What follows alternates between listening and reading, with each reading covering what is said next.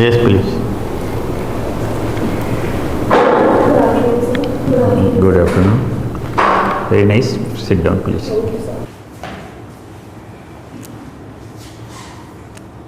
प्राची, आप अपने बारे में कुछ बताएंगे? सर, मेरा जन्म राजस्थान में हुआ था। मेरी स्कूलिंग और कॉलेज दोनों ही दिल्ली से हुई है। मैंने दिल्ली यूनिवर्सिटी से पॉलिटिकल साइंस में ग्रेजुएशन किया है और खाली समय में मैं क्रिकेट देखना पसंद करती तो basically you are from Bihar, but Yes. Your education is from Delhi university और Right. दिल्ली वाई वाई हूँ। Sir, actually since childhood I was in Delhi, so my education happened there. Your father is posted there और वर्किंग देयर और something? No, sir, my father was in different state.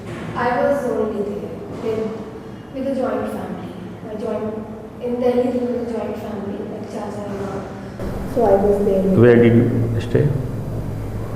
with uncle and all. As I said, कि it was a joint family there. Yes, yes, I am saying in which area you stayed there. So Lakshmi Nagar. That is situated across the river, you know. Yes. It comes in the NCR or it's proper Delhi? Delhi NCR. It's very close to Delhi University. Sorry. Is it very close to Delhi University? Sir, in Delhi University there is North Campus and South Campus. So Lakshmi Nagar is comparatively close to South Campus. Yes, sir. So your college days was in South Delhi. Yes, sir. South Campus. Yes, my Which college? So they are an evening college. The name is Evening College, or it's true to say it's Evening College only? Sir, when I was there, so it was Dayasin College only, but when I passed out, after that it got Dayasin Evening, well it separated Dayasin Evening College and Dayasin Morning College. But my schedule was according to evening college. So that was comfortable going in the evening and coming late night, or late evening you can say. So it was not very late, like last class would have been around 6 p.m., 6 to 7. So it was comfortable. So frankly share with us that what were the difficulties you experienced during your college days, attending evening colleges in Delhi and returning back to your home. Did you face any problems? Nowadays, you know, Delhi is that is not safe for women. What were the positions during your study time? So one of the problems which being a girl I faced, and this is the reality, that stalking problem, and if I'm traveling in a bus, then in a crowded bus, like boys try to touch inappropriately. So this is the problem. Otherwise, if I say in traveling, so these two problems were there, and during in college, everything was normal, nothing like that. Because At campus you didn't face any problem, but while returning or going to your college, you just in between you had some problems. yes, during traveling, especially at night, like 7, 8. So, do you find any change here, change in recent times? The situation you experience during your college days, is there any change today? Now it's safer to travel or still there? Sir, actually it is comparatively safer because of one reason, because now in every government bus, there is a police guard available in the bus. So now it is not that difficult to travel. Now you are satisfied with the arrangements that the government has made for the safety of the women. So we can say that, because for me traveling was one issue, and at present it is not that issue, that much issue, because of, as I mentioned, presence of police in bus. you did political science honors, and after that, did you do your post graduation also in political science? No, sir. Only simple political science honors, Yes, sir. and then you are preparing for the competitive Yes. civil services. Yes, sir. Actually, after my graduation, I came to Bihar because of some reasons, and since 2018, when I passed out, I was in Bihar, and lately I went back to Delhi.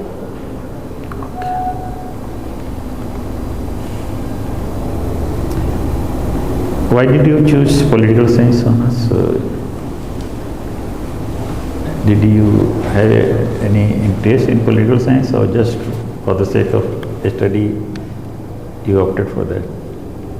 Sir, actually, since 10th standard, it was very much clear that I want to join civil services, and at that point of time, because of my limited knowledge, I thought it would be easier for me to crack the service with a subject of humanities. So that's why I have chosen political science.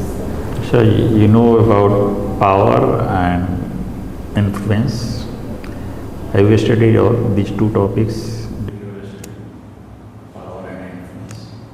Yes. What is the difference between power and influence? Sir, when we use the term influence, one person could be influenced from anyone. It could be a normal person also. Some trade could influence anyone. So in terms of power, people respect, or I would say, so there is a kind of authority involved. So why it is said power corrupts and absolute power corrupts absolutely? So, because it has been seen that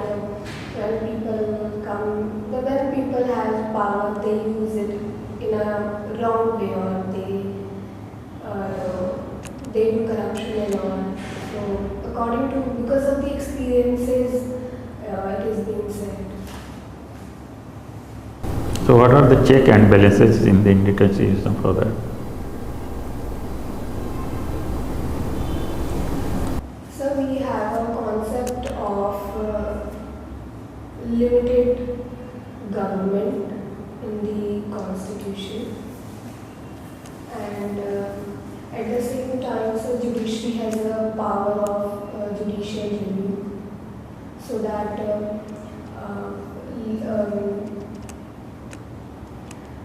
legislature does not make laws which is not according to the constitution, or which is not as per the laws. And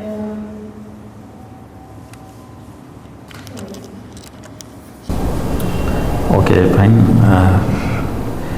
Do you find that the present government is moving towards dictatorship?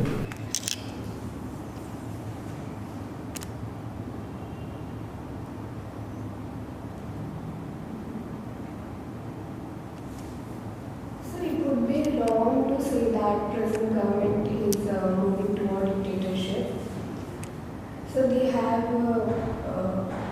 majority in the parliament, and people are voting them. It's that they came in the power because of the voting itself, and we itself have chosen them.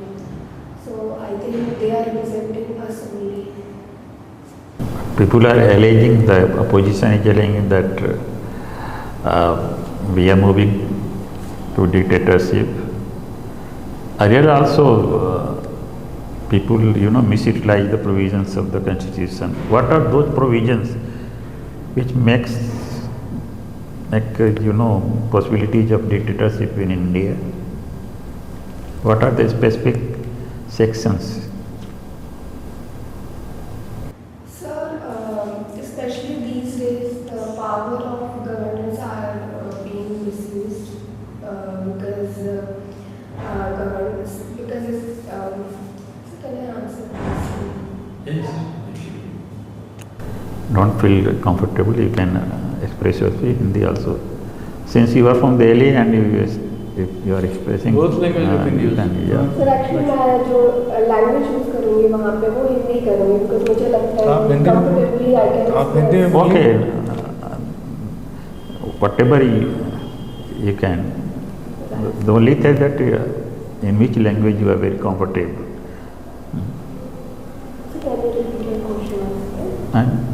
मेरा कहने का मतलब है कि जैसे सबसे बड़ी समस्या किसी भी जो भी राजनीतिक जो चिंतक रहे हैं या कॉन्स्टिट्यूशन जो बिल्डर्स रहे हैं बनाने वाले, उनके सामने ये समस्या हुई है कि बहुत असीमित अधिकार तो दे दिए जाते हैं राज्य प्रमुख को, तो वो उस पावर तो जैसे कहा जाता है शक्ति उसको मदांध कर देती है। अच्छे अच्छे आदमी उसको जब एक छोटे छोटे जो है डिप्टी एसपी एसडीओ डीएम लगता है कि जब पावर मिला गया तो पागल हो गए, मिस यूटिलाइजेशन करना है। तो जिसके पास पूरे संविधान के द्वारा सब पावर दे दिया गया है, सब पावर, तो उसमें इतने पावर आ जाते हैं कि वो अन्य इंस्टीट्यूशंस को जो है अपने अधीन करके जो है अपनी इच्छाओं को सर्वोपरि रखने है, और इस तरह से प्रारंभ होता है तानाशाही। आपने हिटलर के बारे में पढ़ा होगा, तो हिटलर भी तो उसी तरह से चुन कर आया था। रिच जो वहाँ की पार्लियामेंट थी उसमें उसका बहुमत हुआ, कैसे कैसे हुआ तो आपने पढ़ा होगा उसके बारे में संभावना ये है कि भारतीय संविधान में जो है वो क्या क्या प्रोविजंस सेक्शंस हैं जिससे कि गुंजाइश बनी रहती है, हमेशा डर रहता है उसका दुरुपयोग करके एक प्राइम मिनिस्टर वो तानाशाह बन सकता है।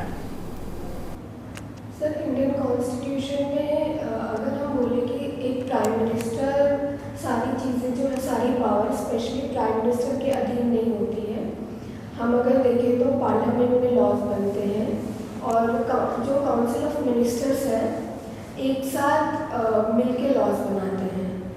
सर ऐसे प्रोविजंस है जहाँ पे थोड़ा टिल्ट है सेंटर की तरफ, जहाँ पे ज़्यादा उनके पास पावर दी गई है, लेकिन इसके साथ साथ हमें इस बात पे भी नज़र डालनी चाहिए कि हमारे संविधान में बेसिक स्ट्रक्चर का प्रावधान भी है कि जो लेजिस्लेचर्स है वो अगर कोई भी लॉज बनाने हैं तो वो जो कॉन्स्टिट्यूशन का बेसिक स्ट्रक्चर है उसको वायलेट नहीं कर सकते हैं, जिसके तहत हम ये कह सकते हैं कि हमारे देश में डिक्टेटरशिप जैसी स्थिति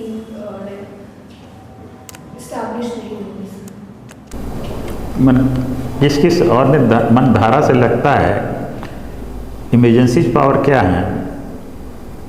सर इमरजेंसी पावर के तहत अगर हमारे देश में मतलब इमरजेंसी पावर तीन इमरजेंसीज की बात की गई है, नेशनल इमरजेंसी, स्टेट इमरजेंसी और फाइनेंशियल इमरजेंसी।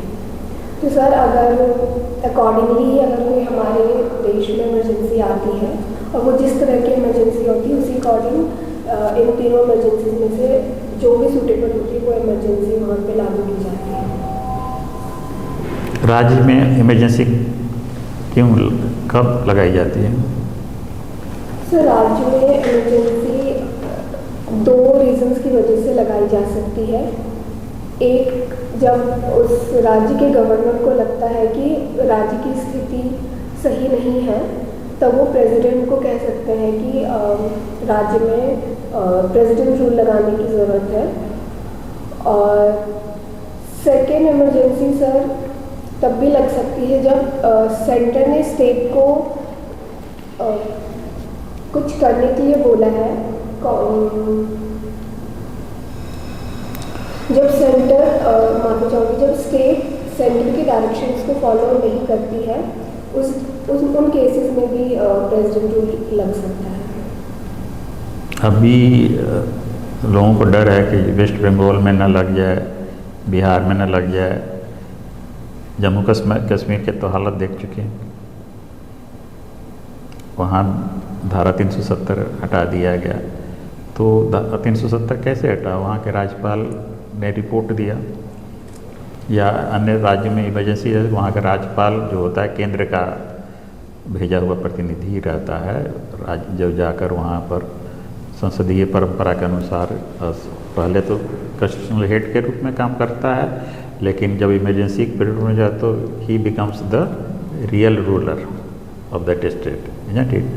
तो इस तरह की बात संभावना भारतीय संविधान में रहती है, जिसका मिसयूटिलाइजेशन करके कोई भी आदमी को डिक्टेटर हुआ नहीं है, लेकिन डिक्टेटर बनने की संभावना पर्याप्त रहती ही है, डर हमेशा बना रहता। इसीलिए चेक एंड बैलेंसेस की व्यवस्था की गई है, जिसके तहत ये अभी नहीं उत्पन्न हो पाया है, लेकिन जब उसकी मेजॉरिटी पार्लियामेंट में ज़्यादा हो जाती है तो ये टेंडेंसी देखने में आती है। अदरवाइज वो तो सरकार ही अस्थिर रह पाती है। अभी किन राज्यों से केंद्र के आपका वैमनस्य चल रहा है? सर कुछ स्टेट्स हैं जैसे वेस्ट बंगाल,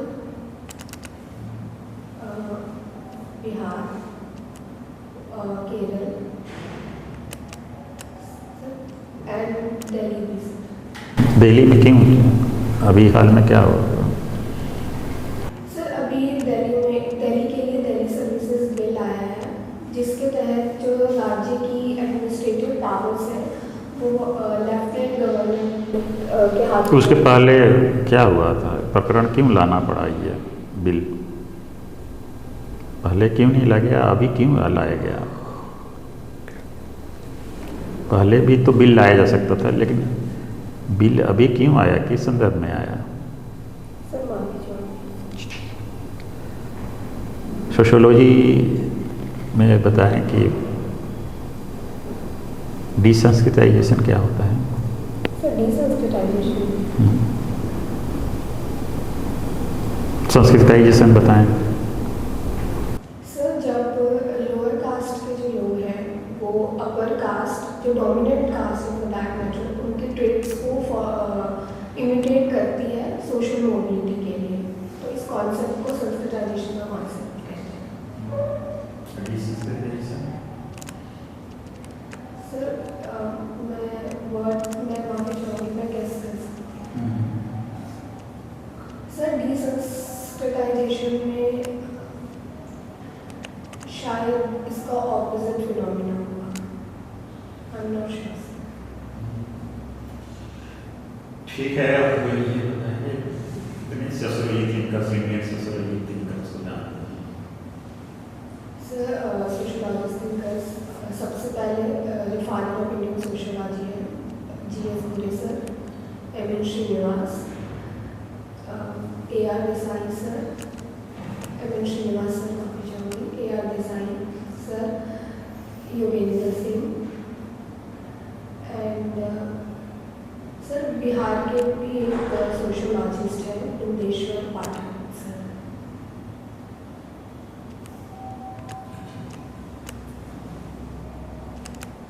एम.एन. श्रीनिवास का क्या देन है? Sir M N. श्रीनिवास सर ने डोमिनेंट कास्ट की बात की है और उन्होंने वेस्टर्नाइजेशन, संस्कृताइजेशन का कॉन्सेप्ट दिया है। साथ ही साथ सर उन्होंने विलेज की स्टडी की थी, जहाँ मतलब एक विलेज की उन्होंने स्टडी की थी और वहीं से उन्होंने डोमिनेंट कास्ट के बारे में बताया था। सर उन्होंने रिलीजन की भी बात की है। रिलीजन का क्या रोल होता है जनरली समाज में?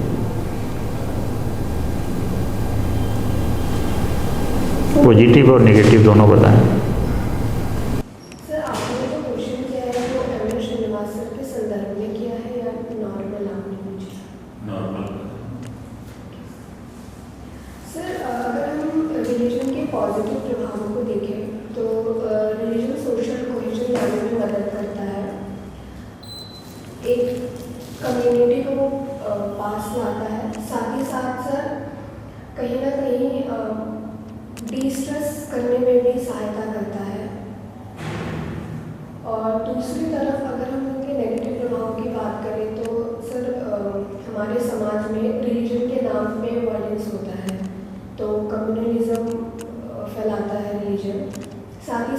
रिलीजन के नाम पे डिस्क्रिमिनेशन या फिर समाज में इली प्रैक्टिसेस भी की जाती हैं, तो ज़रूरी नहीं है कि रिलीजन में लिखा हो, बट लोग उनके नाम मतलब रिलीजन के नाम पे प्रैक्टिस करते हैं।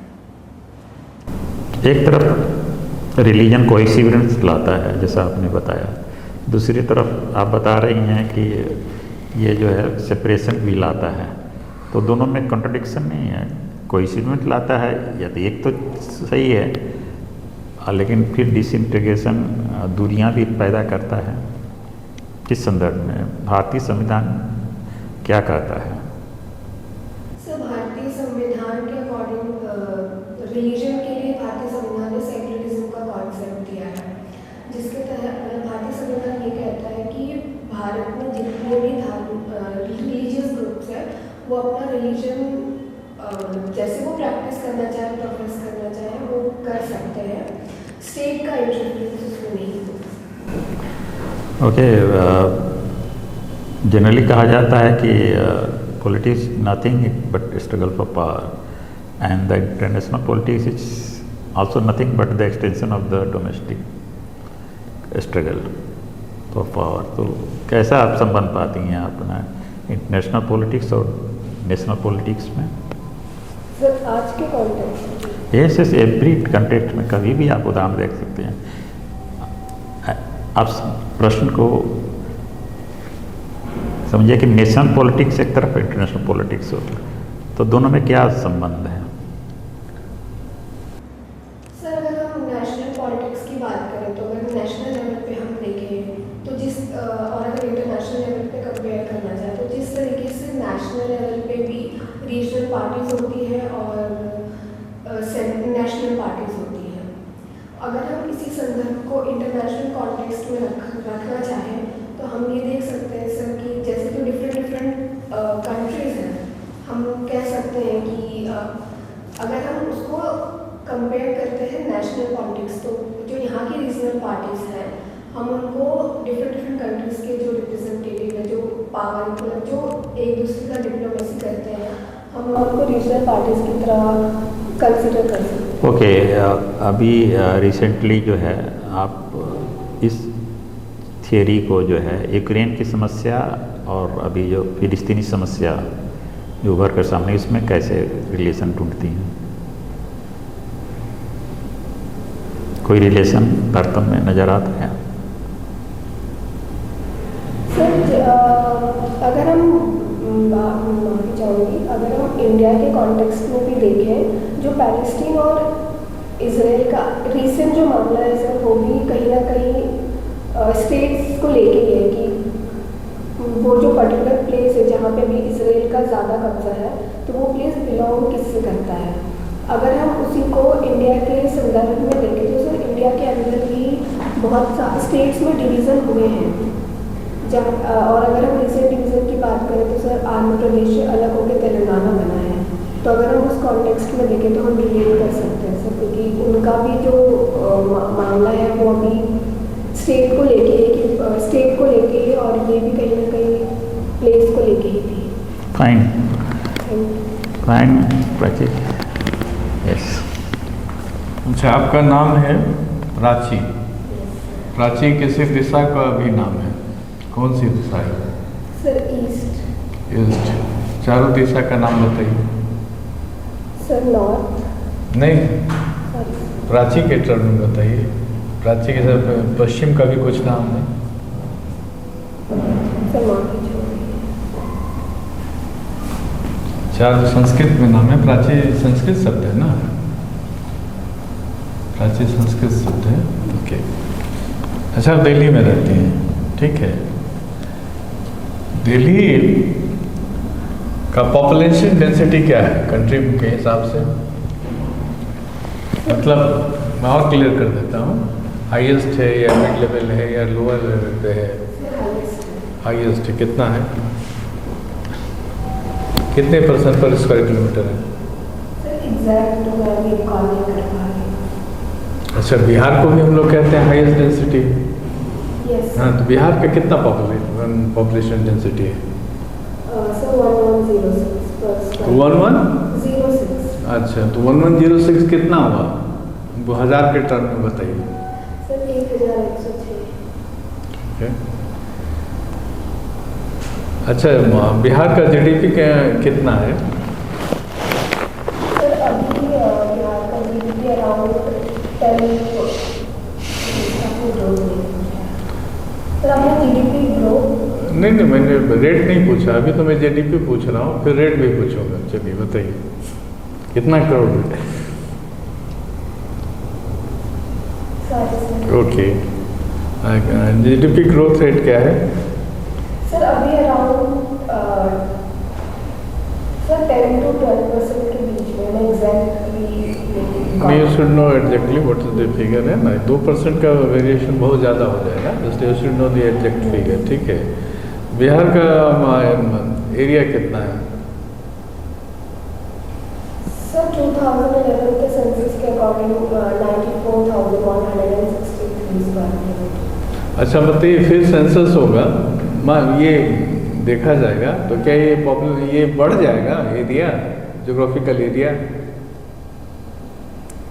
सर ज्योग्राफिकल एरिया मेरे हिसाब से नहीं बढ़ेगा। अच्छा, ये जो एरिया है बिहार का, वो कब से एग्जिस्ट में आया? इतना एरिया कब हो गया? सर जब बिहार और झारखंड का सेपरेशन हुआ था। कब? 2000 से। कब हुआ था? Sir in the year 2000। Date या? सर मैं श्योर नहीं हूँ, बट शायद 15 नवंबर। तो चूंकि 2 एरिया में अभी बढ़ गया, इसलिए पहले से स्मॉल हो गया। यदि फर्दर बढ़ेगा तो फिर कम हो सकता है, otherwise it will almost remain constant. ठीक है। पॉपुलेशन बताइए बिहार का। सर अराउंड 10 करोड़ है शायद। अच्छा, कितने कमिश्नरी हैं यहाँ?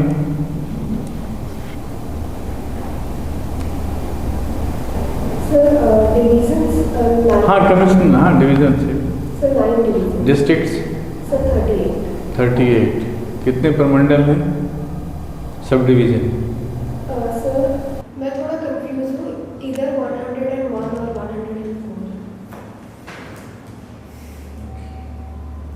हिस्ट्री पढ़ी है कुछ?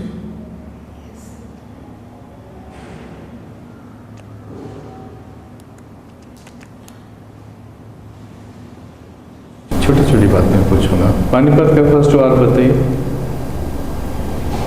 पानीपत का फर्स्ट कब हुआ युद्ध? सेकंड बताइए। थर्ड बताइए। प्लासी का युद्ध कब हुआ था?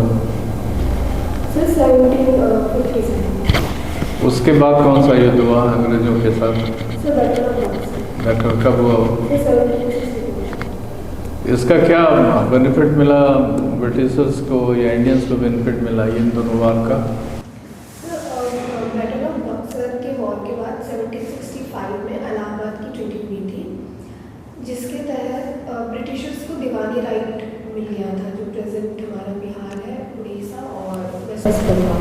दीवानी राइट क्या कहते हैं, उसका क्या मतलब हुआ? दीवानी राइट किसको कहते हैं? सर ब्रिटिशर्स को रेवेन्यू कलेक्शन का राइट मिल गया था सर। अच्छा, ये बताइए अभी करंट प्रॉब्लम, 2 करंट प्रॉब्लम बताइए जो वर्ल्ड फेस कर रहा है रिसेंट है बस। सर एक तो वर्ल्ड में वॉर चल रहे हैं, कहाँ? इसराइल और पैलेस्टीन के बीच वॉर चल रहा है, और साथ ही साथ जो रशिया और यूक्रेन के बीच वॉर शुरू हुआ था सर, वो भी अभी पूरी तरीके से ख़त्म नहीं हुआ है। ये इशू क्या है इजराइल का, क्या इशू? सर क्यों वार चल रहा है, किस बात के लिए? सर जो जहाँ पे इसराइल एज अ कंट्री अभी है, तो वो पहले पैलेस्टीन का था, लेकिन जब मान्यता दे दी गई इसराइल को, मान्यता